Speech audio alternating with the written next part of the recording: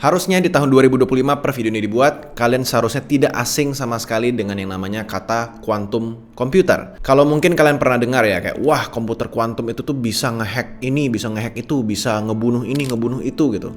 Bisa bikin senjata ini gitu, bisa hacking Bitcoin bahkan, atau kalau digabung sama AI itu kayak wah bisa bikin Terminator dan dunia jadi kiamat gitu. Ada sedikit benarnya, tapi kita di sini ya, di video ini kita bakal belajar bareng-bareng apa sebenarnya komputer kuantum ini dengan bahasa yang sangat sederhana. Gue akhirnya mengerti komputer kuantum ini setelah berjam-jam ya, beberapa hari belajar pakai AI ya. Sampai sekarang juga gue pelajarin, belum ada komputer kuantum yang bisa dipakai buat apapun basically. Ya nanti kalian bakal ngerti di belakang video ini. Semua komputer kuantum yang kita tahu sekarang itu cuma dalam bentuk tahap eksperimen aja sebenarnya. Tapi udah miliaran dolar ini digelontorin untuk riset komputer kuantum ini. Ya investor itu semuanya nyetor duit untuk teknologi ini. Pemerintah juga ikut perang teknologi dia, di mana US dan China ini juga lomba-lomba bikin kuantum komputernya sendiri. Dan media juga nggak berhenti nge-hype terus ketika ada terobosan baru di quantum computer. Di video kali ini kita nggak cuma akan menjawab apa itu komputer kuantum dengan bahasa sederhana, tapi juga ini komputer kuantum ini legit ya, beneran bagus atau cuman goreng-gorengan hype doang. Ya, gue bakal bahas semuanya di video kali ini. Jadi kalian bisa paham seberapa jauh sistem komputer kuantum ini dan kira-kira masa depannya seperti apa. I just want to say, All my fellas. All my fellas. Kenalin semuanya, nama gue Josh Kultom. Di channel ini gue banyak cerita tentang konspirasi, keuangan, teknologi seperti AI, dan juga kripto. Jangan lupa subscribe channel ini karena sebentar lagi kita akan sampai 300.000 subscribers. Dikit lagi guys, tolong bantu gue. Kita juga punya membership YouTube di mana kalian bisa nonton video-video yang lebih pribadi dan lebih sensitif, bahkan juga bisa nonton video baru jauh lebih awal daripada orang lain. Silahkan cek tombol join di sebelah tombol subscribe atau linknya ada di deskripsi di bawah. Dan very quick aja ya, gue ngerekomendasi kalian untuk coba baca buku ini ya, Daily Loss. Ini adalah buku favorit gue, dimana ini kalian cukup baca satu halaman per hari aja. Jadi dia satu halaman itu tuh satu cerita. Penulis buku ini adalah Robert Greene, ya ini adalah salah satu penulis favorit gue, dimana beliau adalah orang yang nulis 48 Laws of Power, buku yang ngerubah hidup gue. Jadi kalau kalian tertarik baca buku ini, silahkan cek link Shopee-nya di deskripsi di bawah. Kita lanjut ke videonya. Very recommended book.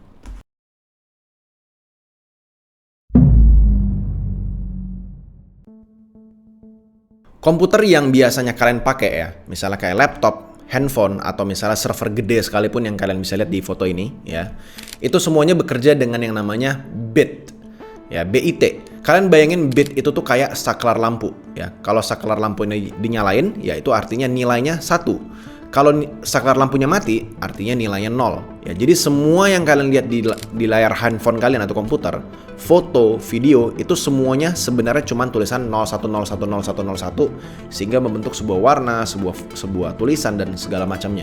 Semuanya tuh ujung-ujungnya cuman kumpulan 0 dan 1. Harusnya kalian pernah dengar ini ya. Atau mungkin nama lainnya kalian pernah dengar dengan nama binary ya. Nah, komputer kuantum ini pakai cara atau versi yang agak aneh ya. Namanya tuh qubit.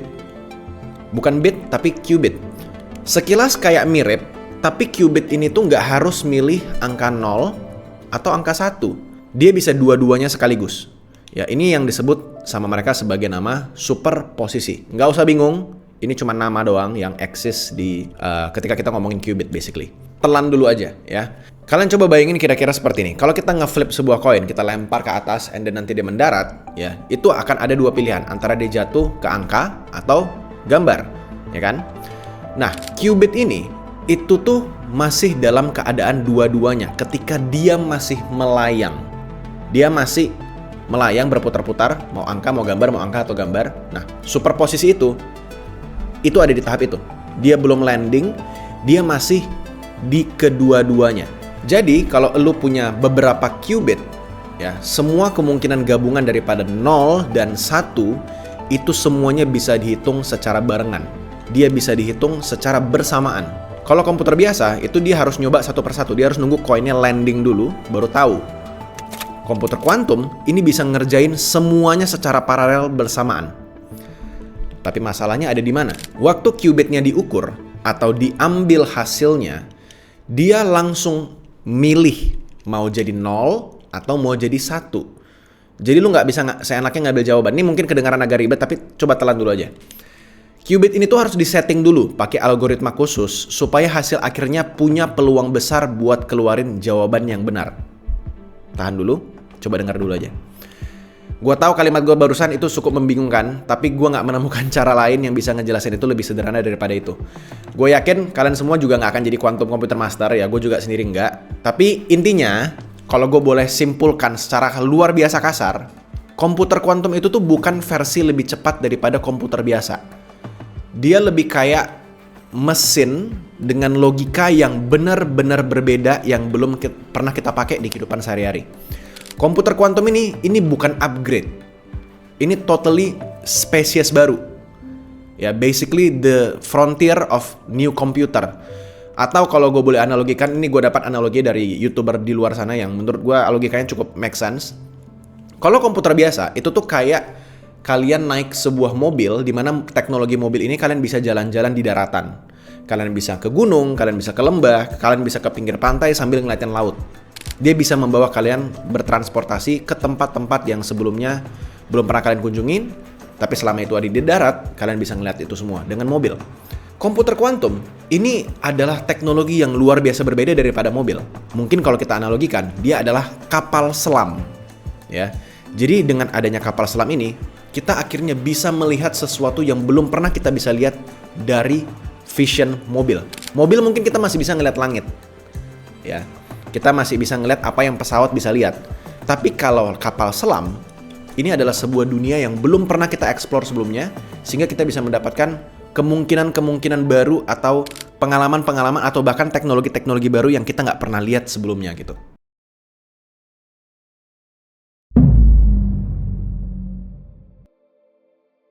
Mungkin kalian pernah bingung, emangnya quantum komputer ini tuh bisa ngapain aja sih sebenarnya? Kalian pasti pernah dengar komputer ini tuh dianggap punya potensi yang cukup gila gitu di bidang-bidang tertentu.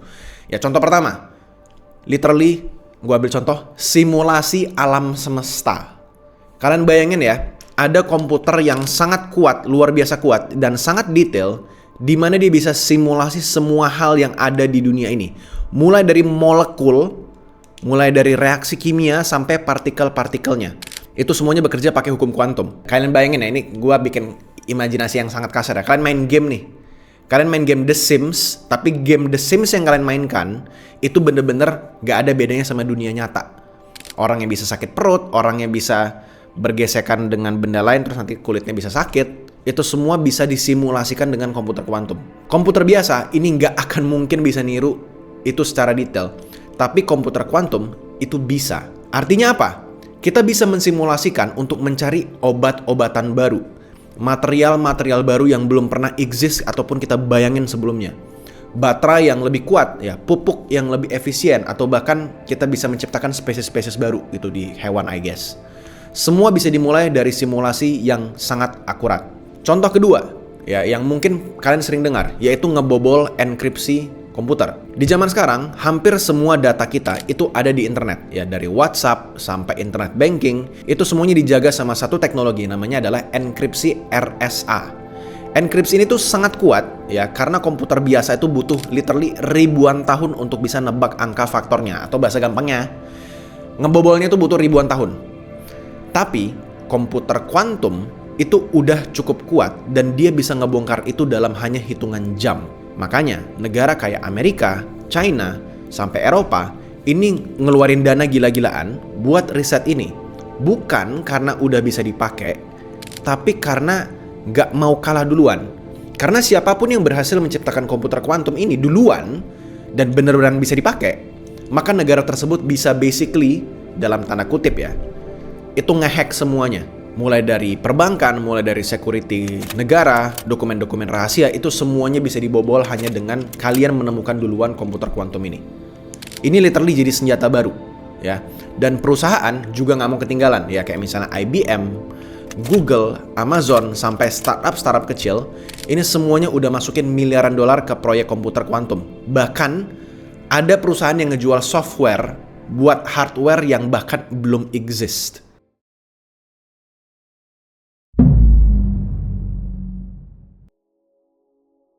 Jadi gini, waktu orang dengar kata qubit, Ya, mungkin pas kalian tadi gue jelasin juga, kalian ngebayanginnya tuh kayak semacam angka, semacam konsep atau software gitu. Kalian ngebayangin sebagai sesuatu yang abstrak. Tapi kalian perlu tahu, sebenarnya qubit itu adalah benda fisik. Di sini mungkin kalian mulai bingung, hah? Qubit itu benda fisik? Gimana nih? Gimana nih maksudnya? Gini, qubit itu wujudnya bisa berupa partikel, bisa berupa ion, bisa berupa atom, atau bahkan sirkuit listrik yang kecil. Ya, yang masing-masing itu disetting buat nunjukin superposisi antara 0 dan 1. Masalahnya adalah qubit itu tuh rapuh luar biasa. Dia rapuh banget. Nggak boleh kena panas, nggak boleh ada getaran, nggak boleh ada suara, bahkan nggak boleh kena sinyal dari luar sedikit pun. Makanya komputer kuantum disimpan dalam tabung khusus yang mungkin kalian pernah lihat fotonya kayak gini, ya. Yang suhunya itu di dalam itu lebih dingin daripada luar angkasa. Dan ini nggak lebay ya. Suhunya itu cuman sekitar 15 millikelvin alias hampir 0 mutlak Kelvin.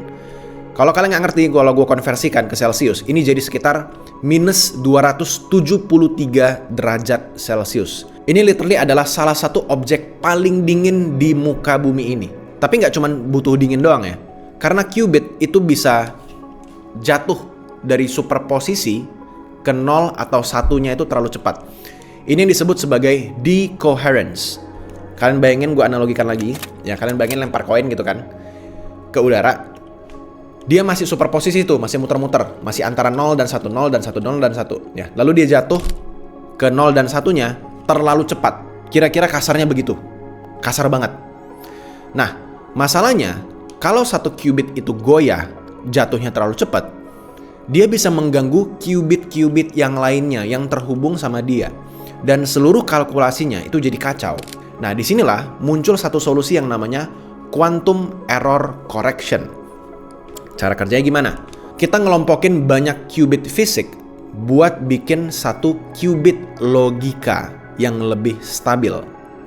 Jadi untuk bisa dapetin satu hasil qubit yang stabil, kita butuh qubit fisik yang sangat banyak.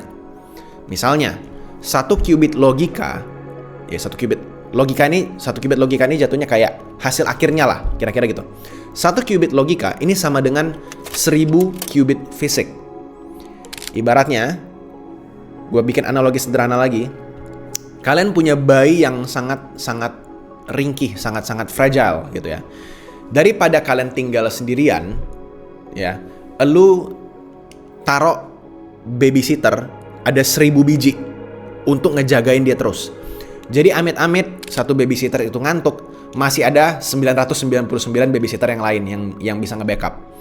Tapi artinya, kalau lu pengen 1 juta qubit logika yang beneran bisa bekerja bareng tanpa error, dan biasanya itu adalah hasil akhirnya, hasil produk akhirnya, lu butuh miliaran qubit fisik.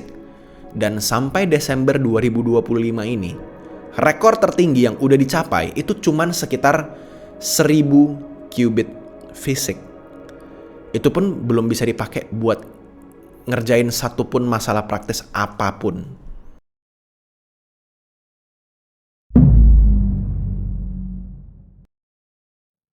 Quantum computer ini udah dijual mimpinya dari sangat lama basically. Ya, katanya tuh bisa ngebantu nemuin obat kanker, ngerancang baterai yang super irit ya, sampai bisa bikin AI lebih pintar daripada manusia gitu. Tapi sampai sekarang semuanya tuh cuman janji dan angan-angan dan teori yang nggak bisa dipegang sebenarnya. Contohnya gini, buat bikin obat, ilmuwan harus nyimulasiin reaksi kimia ya, tapi struktur molekulnya itu luar biasa rumit sebenarnya. Dan banyak sekali di dalam itu ada yang namanya sifat kuantum. Makanya komputer biasa itu nggak mungkin bisa ngitung interaksi itu antar partikel-partikelnya. Yang kecil banget tuh nggak mungkin bisa. Komputer kuantum ini bisa bantu kalau dia bisa stabil dan punya cukup banyak qubit logika. Tapi itu baru mungkin kalau kita punya jutaan qubit. Dan sekarang itu masih sangat jauh. Lalu kita ngomong soal AI. Banyak yang menjual istilah quantum AI. Kedengarannya keren gitu. Tapi menurut salah satu PhD dari Cambridge yang lagi riset topik ini, hubungan antara AI dan komputer kuantum ini masih sangat spekulatif dan bisa dibilang angan-angan doang sebenarnya. Ibaratnya, komputer kuantum ini mungkin bisa bantu AI lebih cepat nyari pola dari data super kompleks. Tapi belum ada satupun contoh praktis yang udah berhasil. Nah, jadi misterinya adalah, ini kenapa komputer kuantum tetap banyak yang bahas? Kenapa hype-nya itu terus naik? Ya, setiap tahun tuh ada aja yang ngebahas komputer kuantum. Alasan yang gue temukan adalah karena duit, karena uang. Perusahaan-perusahaan itu perlu naikin valuasinya supaya harga sahamnya itu bisa naik. Pemerintah juga takut ketinggalan, karena ini adalah spekulatif. Kalau misalnya terjadi benar, ya mereka bisa dalam bahaya.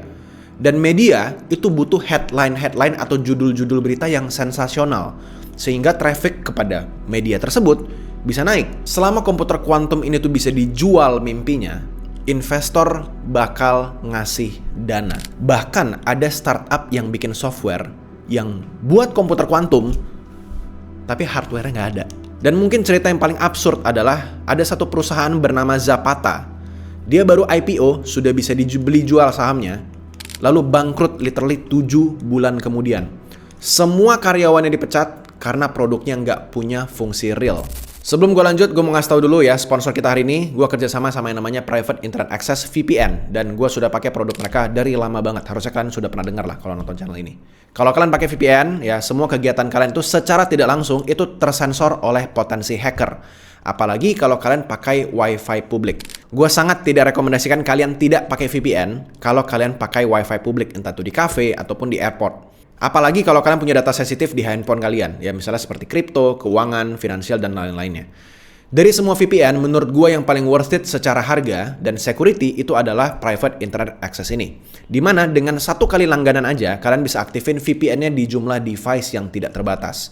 Jadi kalian bisa sharing sama keluarga dan teman-teman kalian. Dan ini works, bekerja di semua device, nggak peduli Android, Apple, Windows, Linux, semuanya bisa. Dan please jangan pernah pakai VPN gratis. Gak ada yang namanya barang gratis guys di dunia ini. Itu semua data kalian dicuri sama mereka, makanya bisa gratis. Private Internet Access ini sangat murah harganya kalau kita bandingin sama yang lain. Kalau kalian pakai link yang ada di bawah ini, piavpn.com/josrafg, atau cek aja link di deskripsi di bawah. Kalian bisa dapetin diskon 83% dan gratis 4 bulan tambahan for free. Kalau kalian udah coba-coba dan kalian nggak suka, ya udah batalin aja sebelum 30 hari karena mereka punya 30-day money back guarantee. Kalau kalian ingat VPN, ingat piavpn.com/josrafg untuk dapetin harga paling murah. Udah, gitu aja. Kita mulai ke videonya, kita lanjut lagi. Komputer kuantum ini bukan mitos, ya. Teknologinya tuh beneran ada. Mesin-mesinnya tuh sedang dibangun. Dan udah ada miliaran dolar yang ditaruh di project-project ini buat ngejar mimpi tersebut. Tapi faktanya, sampai sehari ini, itu belum ada satupun hal praktis yang bisa dilakukan. Kita belum bisa pakai komputer kuantum buat buka file, atau bahkan nonton video, apalagi bikin aplikasi, itu belum bisa sama sekali. Bahkan buat ngerjain soal matematika sederhana aja, kayak 1+1, itu jauh lebih efektif pakai komputer biasa. Tapi di saat yang bersamaan, hype-nya ini tuh makin liar, janji-janjinya kedengaran makin besar. Investor-investor itu makin banyak dan negara-negara adidaya ini udah mulai saling berlomba untuk bikin teknologi ini. Tapi sebenarnya nggak ada arah yang jelas. Nah, di tengah semua ini yang sebenarnya yang bikin serem itu bukan soal teknologinya. Tapi kalian coba bayangin gimana cara dunia ini bisa percaya penuh pada sesuatu yang belum kejadian. Kita udah bikin perusahaan, kita bikin regulasi, kita bikin roadmap global, semua berdasarkan potensi yang masih imajinasi dan bahkan bisa saja masih ratusan tahun baru bisa terkejadian. Dan tetap aja setiap tahun targetnya itu selalu digeser, makin lama makin mundur.